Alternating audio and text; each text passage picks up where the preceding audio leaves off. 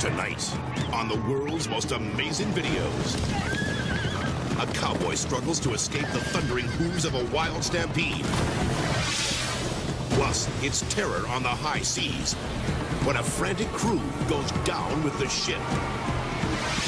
And all bets are off when heavyweight champ Larry Holmes takes a fight out of the ring and into the streets. Plus, a fearless citizen puts his life on the line to save the President of the United States. And a news crew is engulfed by a massive avalanche. These are the incredible true life stories of people who face their most desperate hour and live to tell about it. Everything you are about to see is real. Real people, real danger, real excitement. Get ready to experience the thrill of a lifetime. You are about to witness the world's most amazing videos.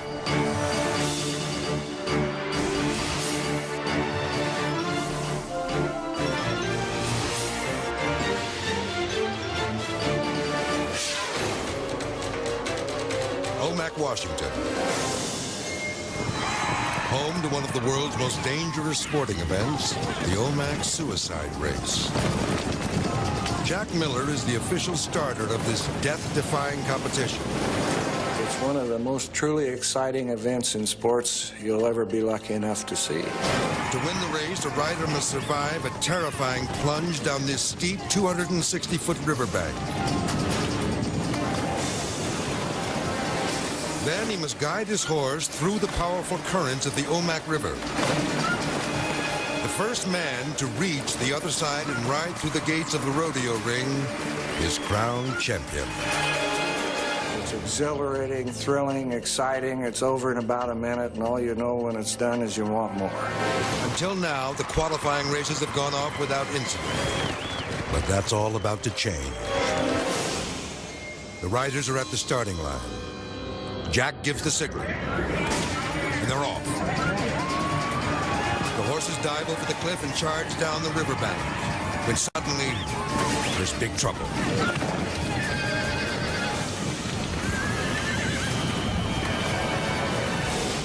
Rider Aaron Carden collides with another horse, launching him out of the saddle and into the deadly path of the thundering hooves.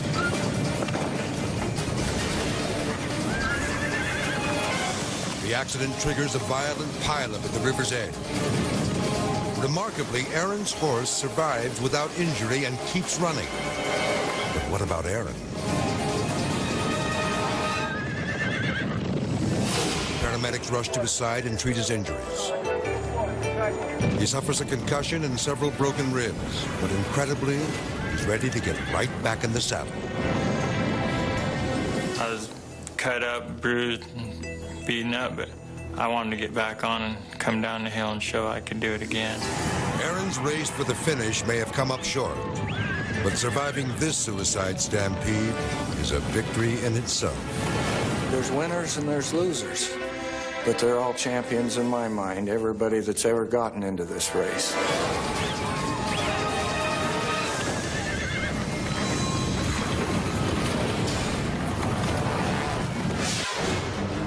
Former heavyweight champion Larry Holmes has gone toe-to-toe with some of the world's greatest boxers. But the most controversial fight of his career took place outside the ring. Hollywood, Florida.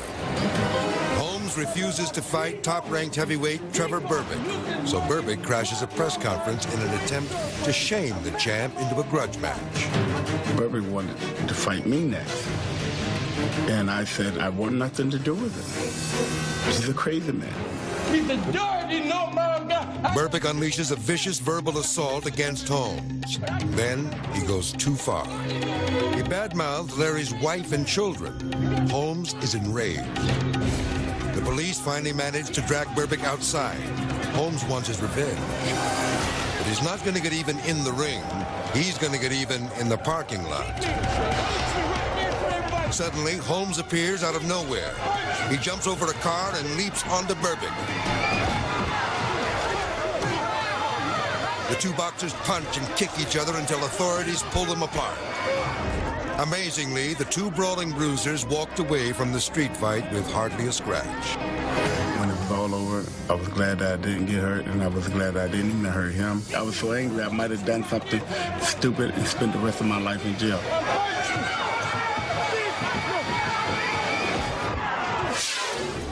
Taipei, Taiwan. A knife-wielding bandit goes on a shoplifting spree in a lingerie store. The brazen criminal carefully selects the most expensive items he can find, hoping to resell them for thousands of dollars. He takes his time because he's locked the frightened clerk in a closet.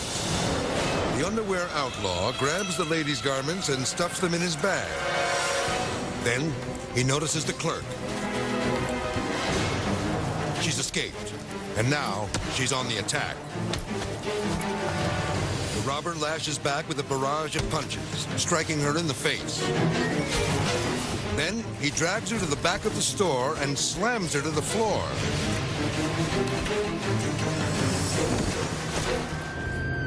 The brazier bandit is caught minutes later and hides his face in shame. $10,000 worth of lingerie is recovered. Thankfully, the saleswoman is unharmed, but she'll always remember the underwear thief who tried to slip away with the goods.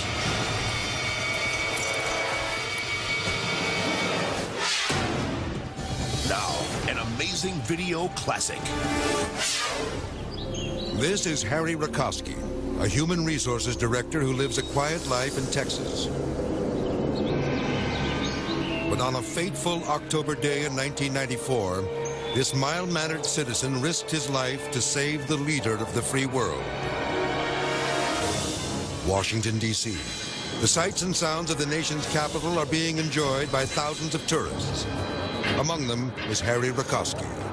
I was going to do some sightseeing, so I had gone to the JFK Memorial, grabbed a bite to eat, and then I just kind of came across the White House. At that same moment, vacationers Shirley and Ken Egan are also admiring the White House. They're using a video camera to record their trip. It was a nice morning. We decided to take in all the sights of the White House and the Arlington Cemetery and all the monuments.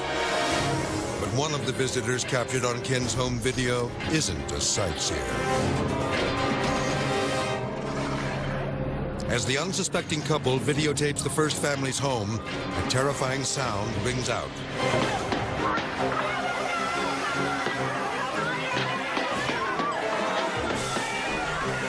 A deranged gunman has opened fire on the White House. The man tries to reload, then suddenly,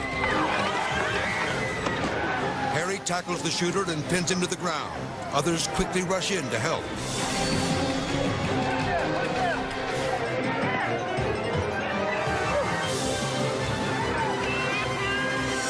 Watch again. Without warning, the man pulls a semi-automatic rifle from his overcoat and unleashes a barrage of gunfire. Fearing the man will turn his weapon on the crowd, Harry takes action. I had to tell my feet to move because I knew I had to get to him quickly. Harry slams the crazed man to the pavement and struggles to grab the gun. Incredibly, another tourist actually leaves his crying baby and runs to Harry's aid. The man knows that if the gunman regains control of his weapon, both he and his child will be in grave danger. Within seconds, Secret Service agents and police officers swarm the scene.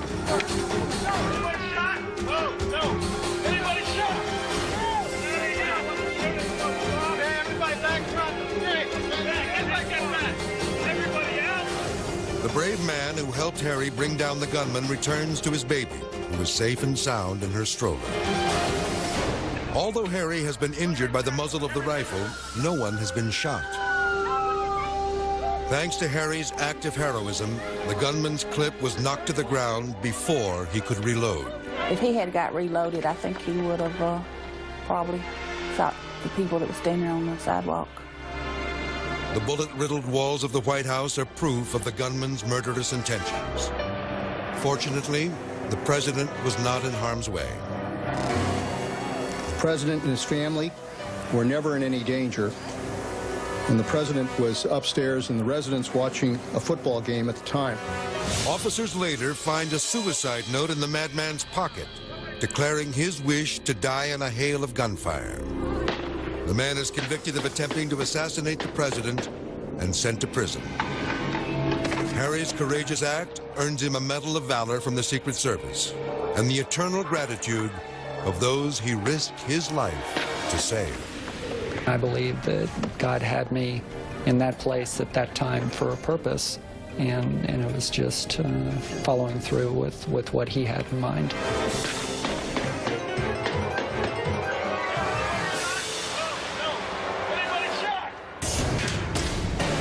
Coming up, a daredevil plummets from the sky when a good stunt goes bad.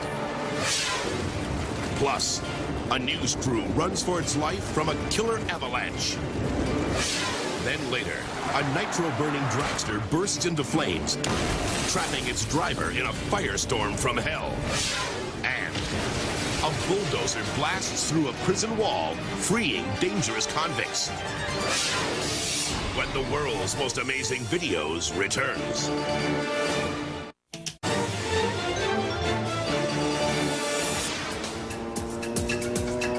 Motorcycle hang gliding, a sport so dangerous few men are brave enough to attempt it. Ennis, Texas. It's showtime.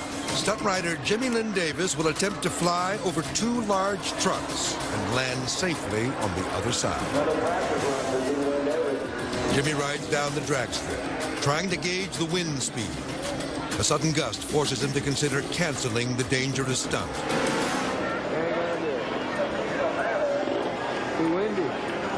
The weather conditions have already caused delays, and now the impatient crowd is growing even more restless. So despite the heavy winds, Jimmy decides the show must go on.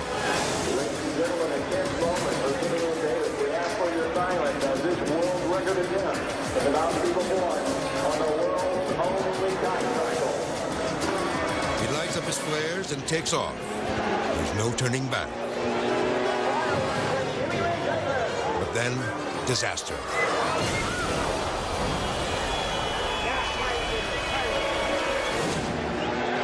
A powerful updraft catches the glider's wing, causing the fragile aircraft to roll. Jimmy plummets 45 feet to the concrete and is crushed under his 300-pound bike. A medical team rushes to his crumpled body.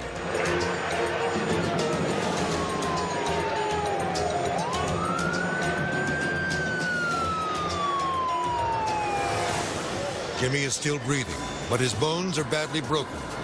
He lies in a coma for 11 days, lingering between life and death. I was fighting the tubes, I guess, when I woke up, because they had me tied up and had my leg up, and because I broke every bone on the left side of my body. Jimmy relives the moment the jump went wrong. The wind was blowing really strong. It was coming around the buildings, and so when I jumped into a clear air, I went into the bad air, and I jumped into just like a tornado, actually. Jimmy believes that his faith is what helped him survive. Basically, I've always been fairly lucky, I guess. I have a firm belief in God, and I figure, well, that kind of helped. And things just, wasn't my time to go. But even tough guys like Jimmy Lynn Davis know when to quit. This jump was his last.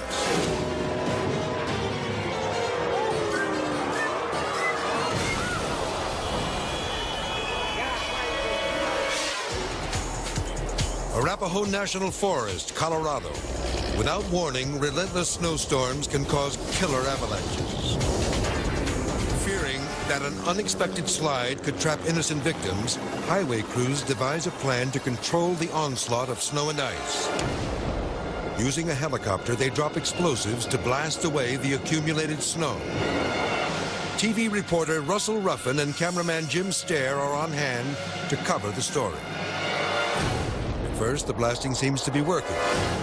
One explosion sends a wall of snow plowing through 50-foot-tall trees. But then, something goes wrong. The avalanche veers off course. With rages down the hill, leaving a trail of devastation in its wake. Over 1 million tons of snow race toward the terrified newsmen. It appears that Russell and Jim have been buried alive. Let's watch again. As the rampaging avalanche barrels down the hill, the men have only seconds to escape. Jim leaves his camera on a tripod and runs for his life. Russell jumps into his car. As the wall of snow engulfs him, Russell fears he'll never see his family again. You feel like, what did I do this morning? Did I kiss my wife goodbye? Did I say I love you to my kids? And all those things run through your mind when you think that's the end of it right there. The avalanche stops just before Russell is entombed in the ice. Miraculously, he survives. But what about Jim? Russell wipes off the camera, looks through the lens, and sees his friend. Amazingly, he has also survived the horrifying ordeal. Look closely as nature's awesome fury bears down on the two men. I would compare it to getting hit by a freight train. It does a lot of damage. It has a lot of force behind it. The two newsmen were back at work the next day. Their assignment, another avalanche. Houston Report photographer Jim Starr and I were standing just a couple of 100 yards over that direction when the avalanche hit right here. But the dedicated newsmen have learned their lesson. This time, they cover the blast from a safe distance. You know, as a reporter, they always tell you, right, get involved, get involved, get involved. Well, we got involved. We just got too involved.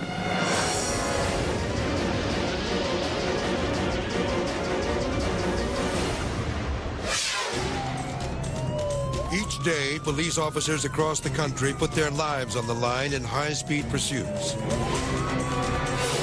You're about to see one of the most unusual police chases ever caught on tape. Cobb County, Georgia. An officer's dash cam rolls as he stops a motorist for speeding. But he's so determined to inform the female driver of her mistake that he makes one of his own. He forgets to put his car in park. On the back, there's a number you can call if you have any additional questions. Suddenly, the officer realizes he's guilty of his own moving violation. Let's watch again. The panicked policeman chases his car as it rolls away. But can he capture his runaway vehicle before embarrassment turns into disaster? Thankfully, the officer catches a lucky break, and his nightmare is over. Even though the cop is worn out by his perilous pursuit, he still manages to do his duty and give the woman her ticket. When his fellow officers saw this video evidence, you can bet they wanted to write him a citation for carelessness.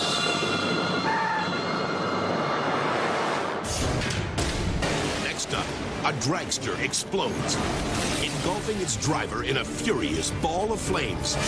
Plus, when a bulldozer smashes through a prison wall, dangerous convicts escape and terrorize a neighborhood.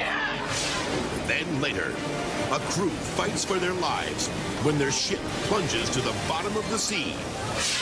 When the world's most amazing videos continues.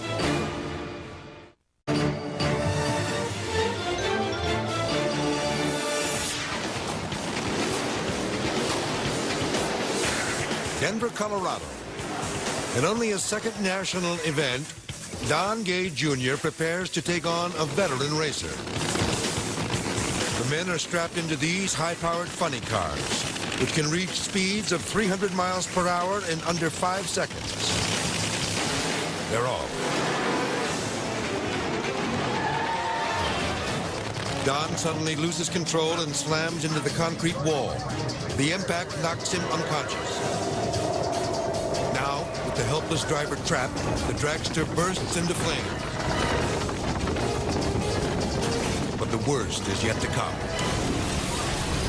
The car explodes in a ferocious fireball. Let's watch again. 2.5 seconds into the race, Don loses control and slams into the concrete barrier at 200 miles an hour. The spark ignites the highly volatile nitromethane fuel. Now, Don is engulfed in flames. He blacks out and can't trigger the onboard fire control system. In the intense heat, the CO2 extinguishers meant to save his life explode.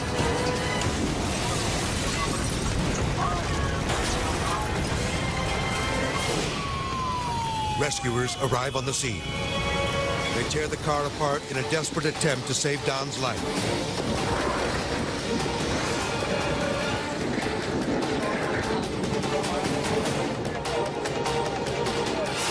Has he survived the horrifying crash? Don's helmet and fire-resistant suit are burned, but he's alive. Don, that's a boy. That's a boy there. Hearing my name, somebody yelling my name very faintly, and it getting louder and louder, and all of a sudden it being very bright. Don is hospitalized with third-degree burns. He makes a full recovery, but thinks twice about returning to the track. This event changed my career in the fact that I haven't raced since that day. Today, Don has retired from the dangerous sport of drag racing. He's thankful to have made it out alive.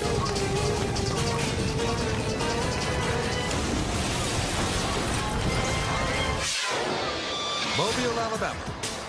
Coach Herm Winningham of the minor league Huntsville Stars warms up with his 7-year-old son, Kevin, moments before a game. Catch it, not set. Okay. Kevin has just been named the team's bat boy. Oh, yeah! He loves to just to be around not only the game, but the players themselves. But on this muggy July afternoon, little Kevin's budding baseball career takes an embarrassing turn. The Stars' Mickey Lopez is on first base when teammate Josh Clement smashes a line drive to right field. Lopez rounds third base, but then, as Lopez races for home, Kevin moves in to retrieve the bat, but he steps directly in the path of the base runner's charge for the plate. Kevin's father watches helplessly as his son commits one of the biggest errors in baseball history. My heart just stopped because I knew Mickey was going to hit him, and I'm like, oh, Lord, don't let nothing happen to him.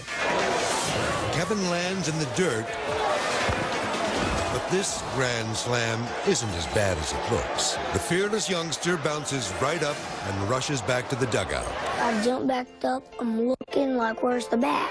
To everyone's relief, Kevin escapes with only a sore jaw and a slightly bruised ego. It's a miracle, I think, that he didn't get seriously injured. No, I was embarrassed, really. Despite his collision, Lopez is still safe at home. And Kevin is still a bat boy for the Stars. But he'll never forget his unfortunate mistake of not keeping his eye on the ball. I learned my lesson really because it hurt.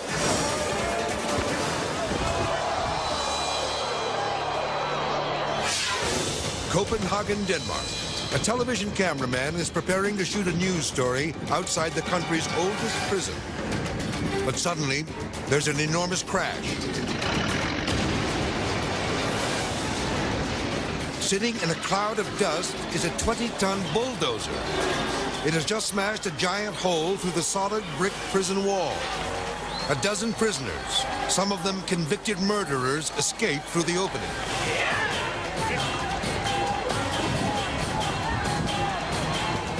Moments later, stunned prison guards can only stare at the 26-foot prison wall, now a pile of rubble.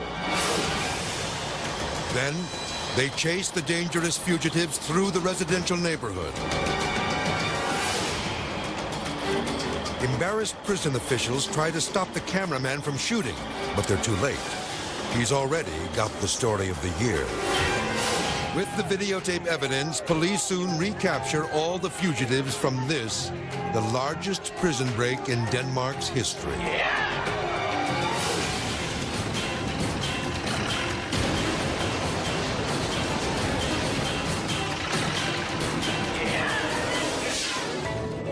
The South Pacific.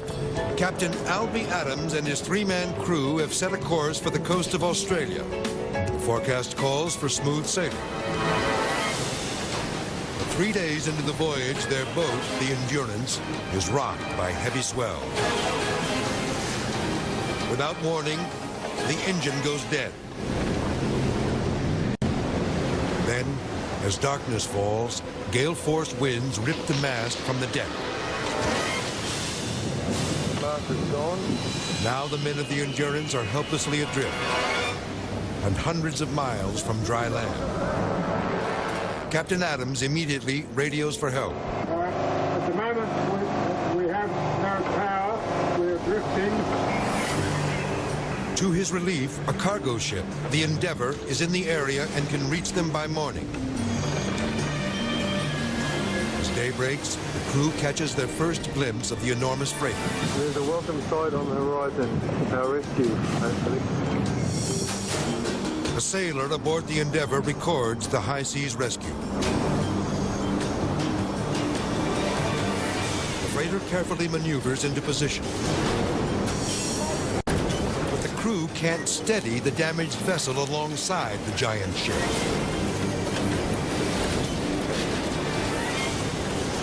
With each punishing wave, the Endurance smashes into the solid steel hull of the massive freighter.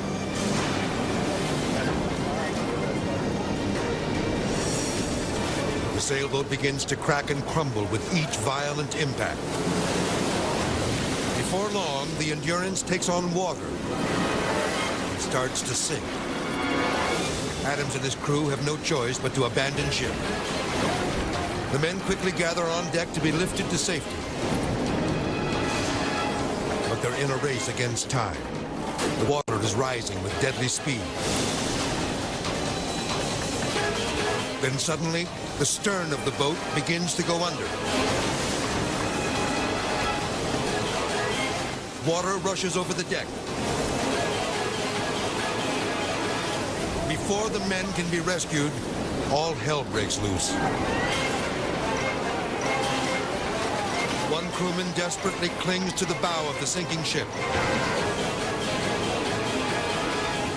But it's too late. Let's watch again. The men struggle to stay afloat as the boat plunges beneath the sea. Adams and his crew disappear below the surface. Now they're being pulled toward the cargo ship's churning propeller blades. The men of the Endeavour toss life vests, but there is no sign of life. Then, after several minutes, a miraculous sight. All 4 crew members have somehow managed to hang on to pieces of their demolished sailboat, but they are rapidly swept away by the strong ocean currents. The crew of the Endeavour quickly lowers a rescue craft. It reaches the stranded men. Finally, they are brought aboard the freighter. Happy to be alive, Adams and his men celebrate their rescue with the crew of the Endeavour. They are forever grateful to the men who saved them from a watery grave.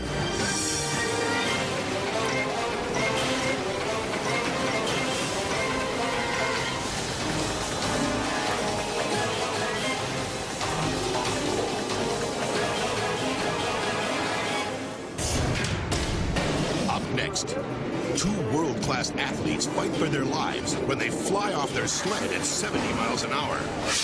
Plus, a parachute fails, sending a terrified jumper plummeting to the jagged rocks below.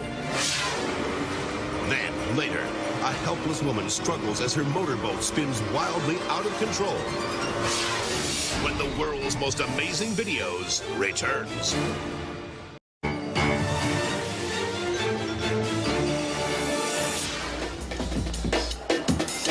Sigulda, Latvia. The Luge World Cup is underway. These 2-man sleds hit speeds in excess of 70 miles per hour. On this slick and twisting course, even a minor mistake can lead to downhill disaster.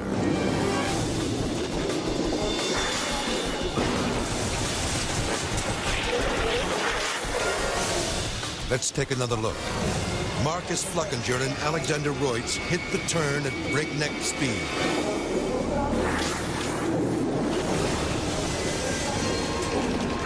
But their luge flips and they are violently slammed into a wall of concrete and ice. The men's battered bodies slide helplessly downhill. Alexander screams out in agony. Horrified spectators call for a doctor. Alexander is in excruciating pain. Marcus is also badly injured, suffering from a broken shoulder, but he manages to stagger to his feet and climb off the frozen track. Alexander isn't so lucky. Unable to walk, he is carried away on a stretcher. The bones in Alexander's legs are shattered, and so are his dreams of winning the World Cup. Both men know their injuries could have been much worse, but they go home with the greatest prize of all, their lives.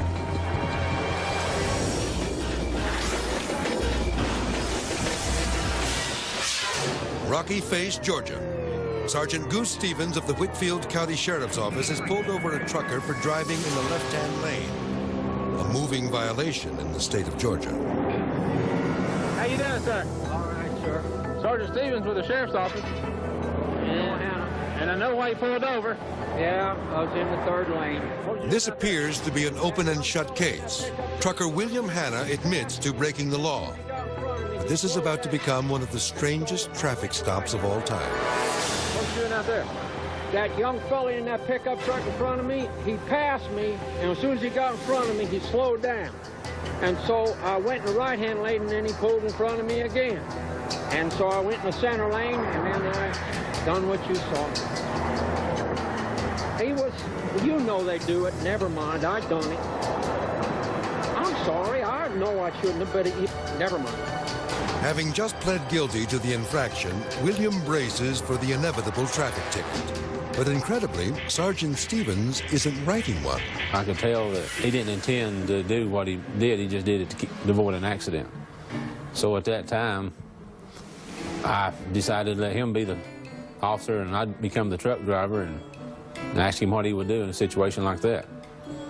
Then that's where he went basically downhill from there. Well, what do you think I ought to do to you? I don't know, you're the boss. Well, I'm gonna let you make the decision. Huh? William is confused. He knows he broke the law, but in his 30 years behind the wheel of a truck, he's never heard a cop make an offer like this. I'm the truck driver, you're the police. I've just told you what you just told me. Well, I'd like to go on, but I know that ain't fair. I mean, I done it. You seen me out. Well, hell, never mind. In a way, he was just too honest for his own good. You're the police, I'm the truck driver now. You make the decision. The ball's in your court. Whatever you decide, well, I'll agree with you. Never been put in a predicament like this, have you? No, sir. That's a first, and I ain't no spring chicken. So what do you suggest? You're the police, I'm the truck driver. This is a terrible situation. I feel guilty as sin. Sergeant Stevens can't believe his ears. William is practically begging him to write the citation. Well, at that time, I was still trying to be professional. I didn't want to laugh at the man. So I just kept on and kept on. So what you going to do? I'm going to stand here and not believe what I'm hearing. What? I'm going to say something. I've never been in a situation like this. You're getting more fun out of this, and I'm so frustrated I feel like an old maid talking about sex that never had a hot chick. Eventually, William figures out that Sergeant Stevens is in a forgiving mood and that he won't be slapped with a fine. Have a good trip. Unless you want me to write you a ticket, I can write you a ticket. But I don't want to. And I'm going to get off this exit and go on. All right? God's blessing, son. Thank you. Okay. Sergeant Stevens never writes that ticket, and William Hanna keeps on trucking. To this day, he can't believe that the sergeant let him go. I didn't know what to say. Everybody likes to have the appropriate answer, but this is a little bit like standing in front of church with your fly down. You just don't know what you're going to say to make it right. So what are you going to do? You're the police.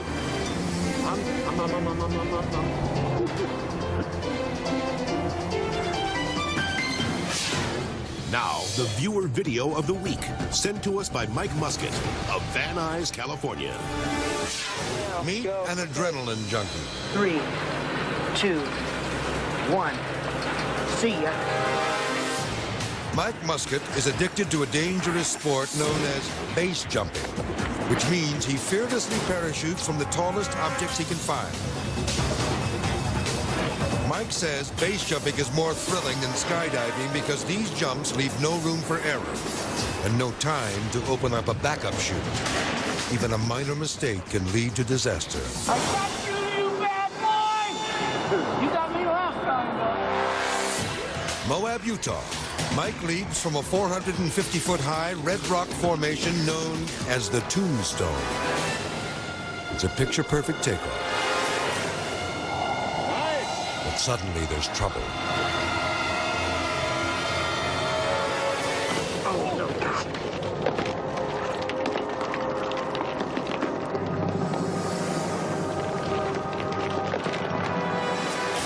Watch again. Mike hurls his body from the cliff, but he pulls his ripcord a second too late.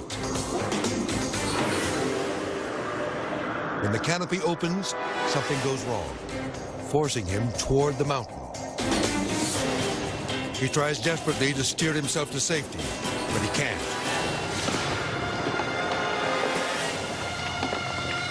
Mike is pummeled by an avalanche of jagged rocks and boulders. Finally, his battered body comes to a bone-crushing halt. Mike's friend, David Nunn, rushes to his side.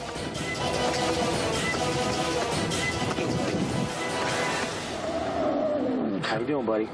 Hang in there. So I figured, well, that's it. He's dead. To be honest with you. That's it. He's gone. Incredibly, Mike survives his dangerous descent. He suffers multiple injuries to his right leg, but he's fortunate to be alive. But there's possibly a lucky side to this, as I came away with broken bones rather than being carted away to the morgue. It's hard to believe, but Mike is actually considering another jump from the Tombstone, the giant rock that almost marked his grave.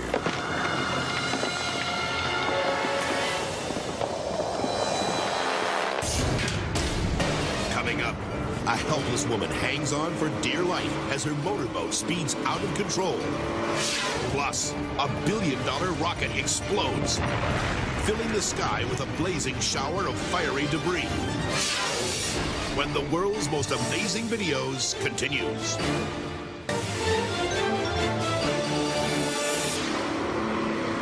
Indian Lake, Canada. An elderly woman has fallen overboard from a small fishing boat, with the engine stuck on full throttle. Meanwhile, a fleet of pleasure boats is heading out for a day of fun on the water.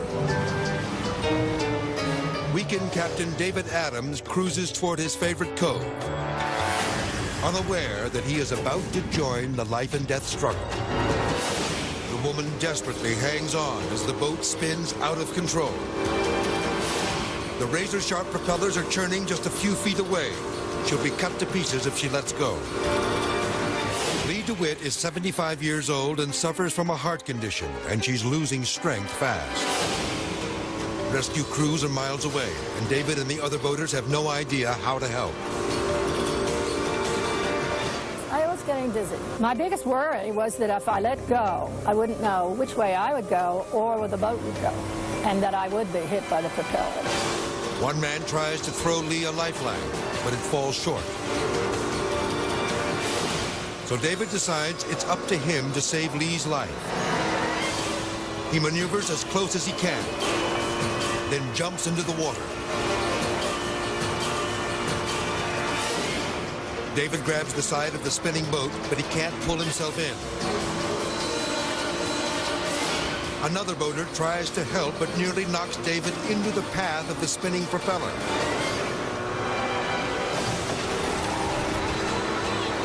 The boat has been circling for half an hour, and Lee can't hold on much longer. David summons all his strength for one last try to get aboard.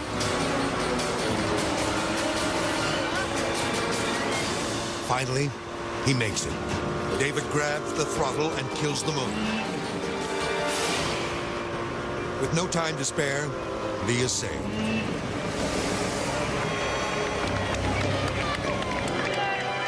Moments later, she is taken aboard this yacht. Lee says she'll always be thankful to the unselfish hero who saved her life.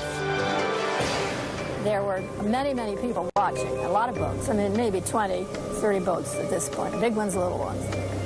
Only one person did something, and for that, naturally, I'm eternally grateful.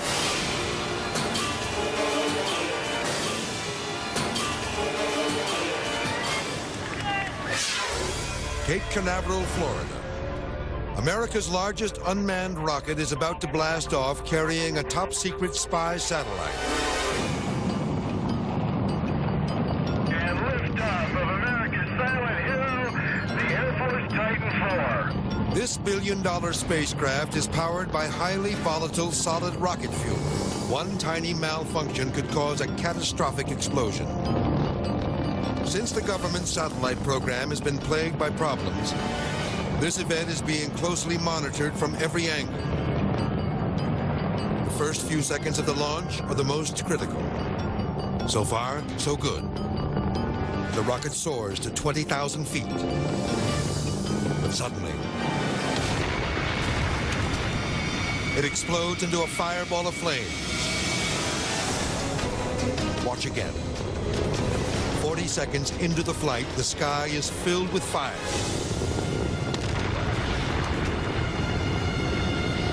At this time, it appears we've had a major malfunction of the vehicle. There has been an explosion.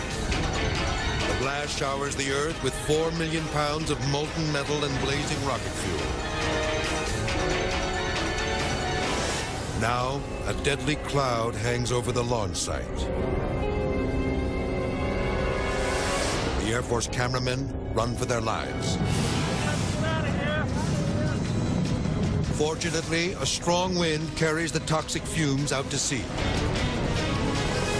Investigators later determined that faulty wiring caused the explosion. Amazingly, no lives were lost in this devastating blast. The world's most amazing videos will return. On the world's most amazing videos, a propane tanker explodes, threatening to wipe a small town off the map. Plus, when a bullfight goes bad, a terrified matador gets the ride of his life.